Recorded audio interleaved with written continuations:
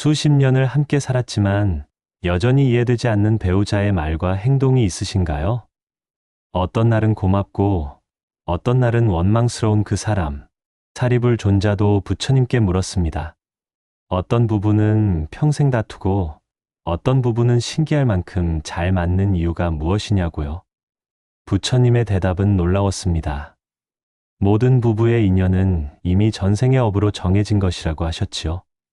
오늘 이 시간 우리 부부 관계를 새로운 눈으로 바라보시길 권합니다.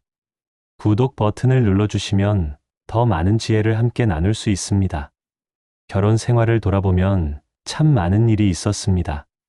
아이들 키우느라 밤잠 설치던 시절, 생활비 걱정에 서로 얼굴 붉히던 날들, 병원 침대 옆을 지켰던 순간들, 그 모든 시간을 함께한 사람이 바로 지금 옆에 계신 배우자입니다.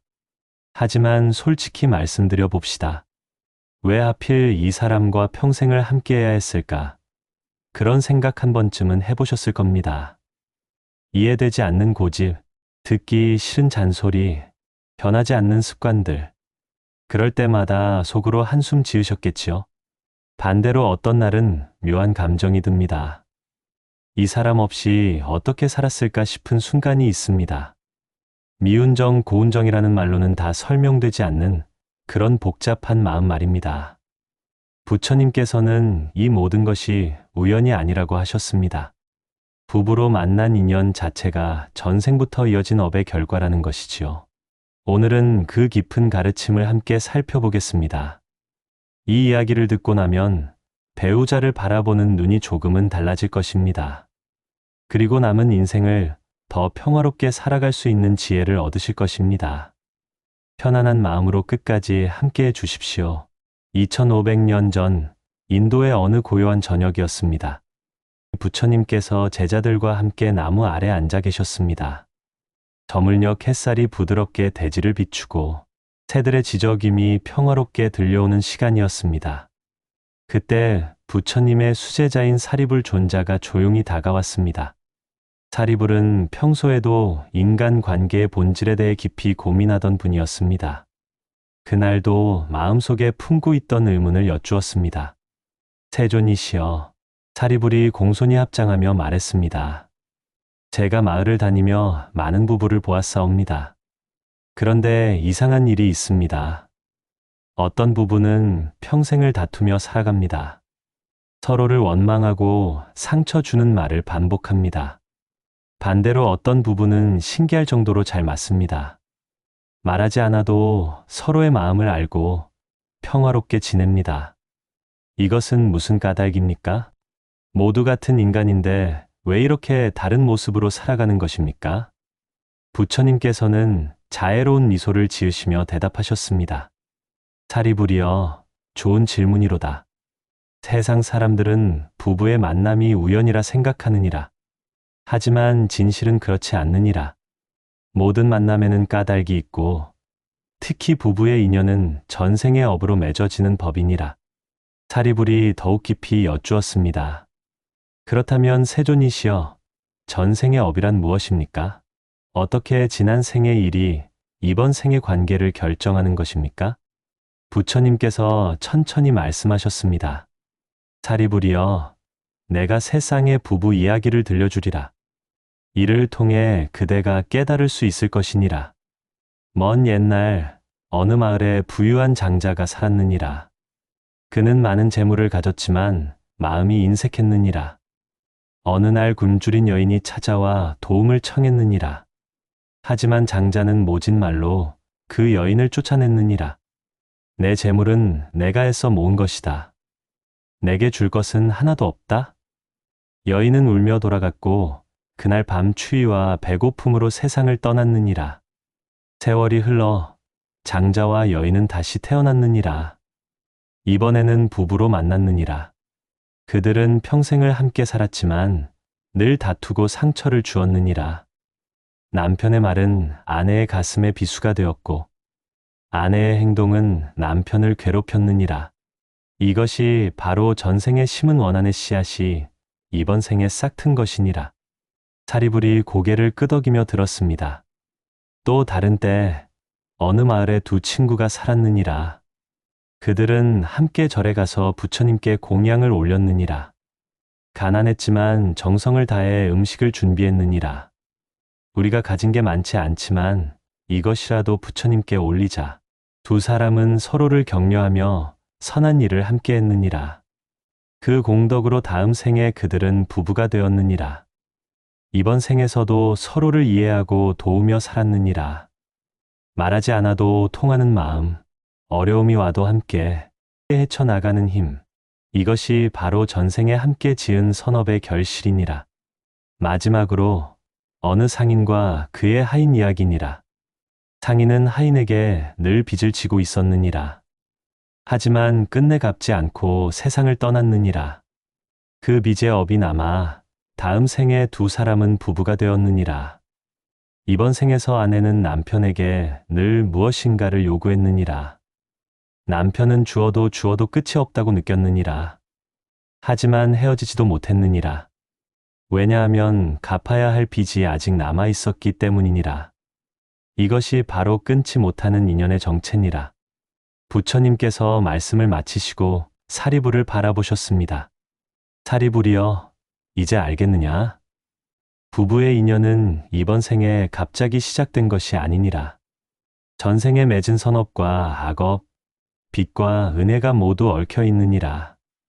다투는 부부는 과거의 원한을 쌓았고, 화목한 부부는 과거의 선을 함께 지었느니라. 사리불 존자가 깊이 깨달으며 말했습니다. 세존이시여, 그렇다면 이미 정해진 운명을 어찌할 도리가 없는 것입니까?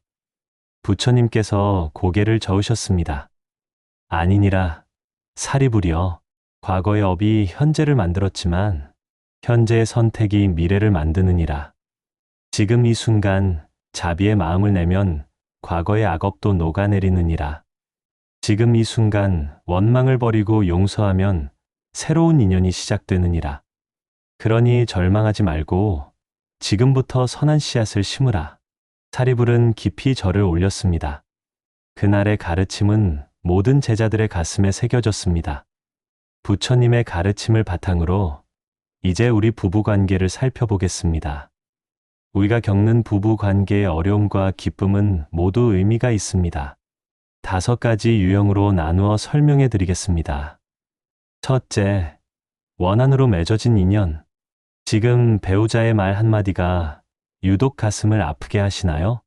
같은 말을 다른 사람이 하면 그냥 넘길 수 있는데 배우자가 하면 왜 이리 괴로운지 모르겠다는 분들이 계십니다. 이것은 전생의 원한이 남아 있을 수 있습니다. 과거에 서로에게 상처를 주고받았던 기억이 영혼 깊은 곳에 남아 이번 생에서 다시 만나 그 매듭을 풀려는 것입니다. 부처님께서는 말씀하셨습니다. 원한은 원한으로 풀리지 않고 오직 자비로만 풀린다. 그렇다면 어떻게 해야 할까요? 배우자가 화를 낼 때 같이 화내지 마십시오. 잠시 멈추고 깊은 숨을 쉬십시오. 이것은 전생부터 이어진 상처구나. 이제 끝내야겠구나 하고 생각하십시오. 그리고 먼저 따뜻한 말을 건네십시오. 여보, 내가 당신을 힘들게 했구려. 미안하오. 처음에는 어색하고 어려울 것입니다. 하지만 이것이 수천 년 이어진 원한의 고리를 끊는 방법입니다. 한 번에 되지 않아도 괜찮습니다. 조금씩 천천히 자비의 마음을 연습하십시오. 둘째, 집착으로 얽힌 인연. 어떤 분들은 배우자를 너무 사랑한 나머지 집착하게 됩니다. 당신은 내 것이야. 내 말을 들어야 해. 이런 마음이 드신 적 있으신가요? 전생에도 강한 애착을 가졌던 인연이라면 이번 생에서도 그 패턴이 반복됩니다. 사랑과 집착은 다릅니다. 사랑은 상대를 존중하고 자유롭게 하는 것이고 집착은 내 방식대로 상대를 통제하려는 것입니다. 부처님께서는 집착을 괴로움의 뿌리라고 하셨습니다. 집착은 결국 서로를 지치게 만듭니다. 그렇다면 어떻게 해야 할까요? 먼저 나 자신을 돌보는 시간을 가지십시오. 배우자에게만 의지하지 말고 내 마음의 평화를 찾으십시오. 산책을 하거나 경전을 읽거나 명상을 하십시오. 내가 평온해지면 배우자를 덜 괴롭히게 됩니다. 부처님께서는 말씀하셨습니다. 마음이 비어야 진정한 사랑이 깃든다. 내 마음이 가득 차 있으면 상대에게 계속 요구하게 됩니다. 하지만 마음이 고요하면 상대를 있는 그대로 받아들일 수 있습니다. 셋째, 선업으로 만난 인연. 처음 배우자를 만났을 때 설명할 수 없는 편안함을 느끼셨나요? 오래 알고 지낸 사람처럼 친근하고 말하지 않아도 서로를 이해하는 느낌이 드셨나요? 그렇다면 전생에 함께 선한 일을 했을 가능성이 큽니다. 부처님께서는 말씀하셨습니다. 함께 복을 지은 인연은 생을 넘어서도 다시 만난다. 어려운 이웃을 도왔거나, 절에 함께 공양을 올렸거나, 부모님을 함께 섬겼거나, 그런 선한 에너지가 이번 생에도 이어지는 것입니다. 하지만 여기서 중요한 점이 있습니다. 좋은 인연이라고 해서 영원히 변치 않는 것은 아닙니다. 우리는 지금도 매일 새로운 업을 짓고 있습니다. 감사하는 마음을 잃어버리면 좋은 인연도 식어갑니다. 그러니 늘 고마운 마음을 가지십시오. 오늘도 함께 밥 먹을 수 있어 고맙습니다. 당신이 내 곁에 있어 든든합니다. 이런 말 한마디가 선업을 더욱 쌓는 길입니다. 넷째, 끊지 못하는 인연. 어떤 분들은 이렇게 말씀하십니다. 정도 떨어졌고 사랑도 식었는데 왜 헤어지지 못할까요? 뭔가에 묶인 것처럼 갈 수도 없고 머물 수도 없어요. 이건 역시 전생의 업 때문입니다. 갚지 못한 빚이 있거나 풀지 못한 원한이 있거나 주고받지 못한 것이 남아 있으면 그 업이 다 소멸될 때까지 인연은 계속됩니다.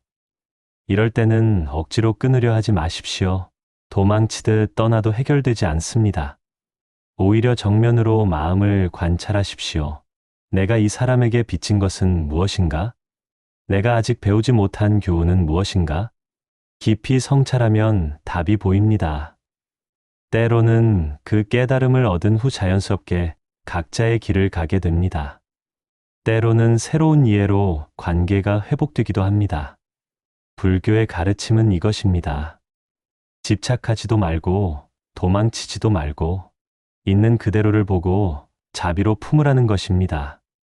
다섯째, 현재가 만드는 미래의 인연. 가장 중요한 가르침이 여기 있습니다. 전생의 업이 현재를 만들었지만 현재의 선택이 미래를 만듭니다. 부처님께서는 말씀하셨습니다. 과거의 업이 전부를 결정하지 않는다. 사람은 언제든 새로운 마음을 낼 수 있다. 지금 배우자와의 관계가 힘드신가요? 그렇다면 바로 지금이 과거의 악업을 씻어낼 기회입니다. 갈등도 수행이고 어려움도 배움입니다. 그 순간마다 자비를 선택하면 전생의 원한도 녹아내립니다. 반대로 이미 좋은 관계라면 더 아름다운 업을 쌓으십시오. 그러면 다음 생에도 좋은 인연으로 만날 수 있습니다. 매일 아침 이렇게 다짐해 보십시오. 오늘 하루 배우자에게 자비로운 말을 하겠습니다. 오늘 하루 감사하는 마음으로 살겠습니다. 오늘 하루 작은 선행을 함께 하겠습니다. 이것이 바로 현재의 업을 바꾸는 실천입니다. 이제 실제로 부처님 가르침을 실천한 두 분의 이야기를 들려드리겠습니다.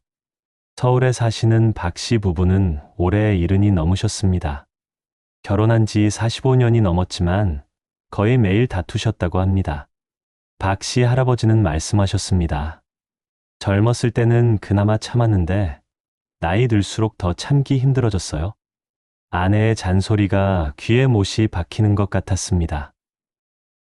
왜 내가 이 사람과 평생을 살아야 하나 원망스러웠습니다. 박 씨 할머니도 비슷했습니다. 남편은 제 말을 들은 적이 없어요. 평생 내 뜻대로 된 게 하나도 없어요. 자식들도 다 키웠는데 이제 헤어지고 싶다는 생각까지 했어요. 그러던 어느 날 박 씨 할아버지가 절에 다녀오셨습니다. 그곳에서 스님의 법문을 들으셨습니다. 부부의 인연은 전생의 업이라는 이야기였습니다. 처음에는 믿기지 않았습니다. 하지만 스님께서 이렇게 말씀하셨다고 합니다. 원한을 원한으로 갚으면 영원히 끝나지 않습니다. 이번 생에 자비로 풀지 않으면 다음 생에도 같은 고통이 반복됩니다. 그 말씀이 가슴에 와닿았습니다. 그렇구나. 이번 생에 끝내야 하는구나. 박 씨는 결심하셨습니다. 집에 돌아와 할머니께 말씀하셨습니다. 여보, 내가 평생 당신을 힘들게 했소.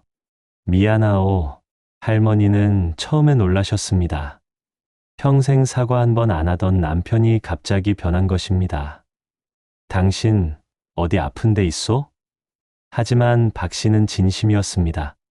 그날부터 조금씩 달라지기 시작했습니다. 화가 올라올 때마다 잠시 멈추고 생각했습니다. 이것은 전생부터 이어진 업이다. 이제 풀어야 한다. 말을 하기 전에 한 번 더 생각했습니다. 이 말이 상처가 되지 않을까? 할머니도 변화를 느끼셨습니다. 남편이 부드러워지니 자신도 덜 예민해졌습니다. 그렇게 6개월이 지났습니다. 박 씨 부부는 놀라운 변화를 경험하셨습니다. 45년 만에 처음으로 서로 손을 잡고 산책을 하셨습니다. 이제야 부부 같네요. 할머니가 수줍게 말씀하셨습니다. 박 씨는 말씀하셨습니다. 전생의 업이든 뭐든 중요한 건 지금이었어요. 과거를 탓해도 아무것도 안 바뀌지만 지금 내가 바뀌니 모든 게 달라졌어요. 경기도에 사시는 김 여사는 올해 65입니다. 남편과는 40년을 함께 사셨는데 늘 답답함을 느끼셨다고 합니다. 남편은 좋은 사람이에요. 바람도 안 피우고 돈도 잘 벌어왔어요. 그런데 왜인지 늘 뭔가 부족한 느낌이었어요. 더 다정했으면, 더 관심을 가졌으면 하는 마음이 항상 있었어요. 김 여사는 남편에게 계속 요구했습니다. 왜 나한테만 이렇게 무관심해요? 다른 남편들은 다 챙기던데. 당신은 왜 그래요? 남편은 지쳐갔고 김 여사도 행복하지 않았습니다. 그러던 중 딸이 불교 책을 선물했습니다. 그 책에서 집착에 관한 이야기를 읽었습니다. 집착은 사랑이 아니라 괴로움이다. 상대에게서 모든 것을 얻으려 하면 결국 아무것도 얻지 못한다. 김 여사는 충격을 받았습니다. 내가 사랑한 게 아니라 집착했구나. 남편을 있는 그대로 본 적이 없구나. 그날부터 달라지기 시작했습니다.